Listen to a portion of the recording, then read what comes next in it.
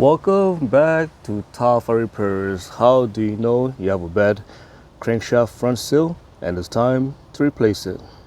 This part here is the crankshaft front seal, and it is going to be located on the crankshaft snout. To get to the crankshaft front seal, it is located right behind the crankshaft pulley or harmonic balancer. The first sign of a bad crankshaft front seal is going to be oil leak. It is important to change that crankshaft front seal when it is leaking, because if you don't replace that crankshaft front seal, oil will start to escape around the crankshaft front seal and you will have a massive oil leak. If you're thinking about using stop leak, it will not work. Stop leak work by causing the seal to swell.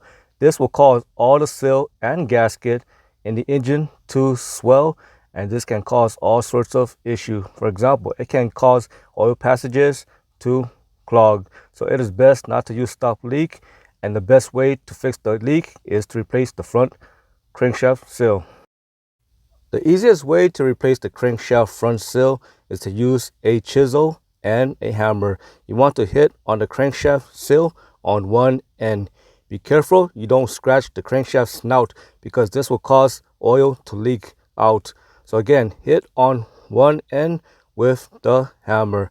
And when you're done and the crankshaft seal is popping out on one end, use a pick and pry it out. Again, don't scratch the crankshaft snout. When replacing the new crankshaft front seal, place it over the crankshaft snout and use the chisel and hit it on each side of the crankshaft seal. That is to get it started. Next, you want to use an oversized socket, preferably an axle socket, and place it over the crankshaft seal and tap it in. If you don't have that, you can always use a wooden block and tap on the crankshaft seal on each end of the crankshaft seal. Should you use a gasket maker or silicone? And the answer is, it is optional. When replacing a seal or gasket, it is good practice to use silicone for extra insurance. So when you're putting silicone on the crankshaft seal, make sure to put it on the outside of the crankshaft seal. Do not put it on the inside, because that part is going to stick to the crankshaft. Also, if you're putting silicone, make sure to put a light amount. Don't put too much, because if you put too much, that can actually make the problem worse. Also, make sure to clean up the crankshaft snout area, because if oil is still on it and you put the seal on it or you put the silicone on it, it may actually start to leak once you start up the engine, because that crankshaft is spinning extremely fast. We're talking about 1,000 per minute. So again, make sure to clean up the crankshaft snout.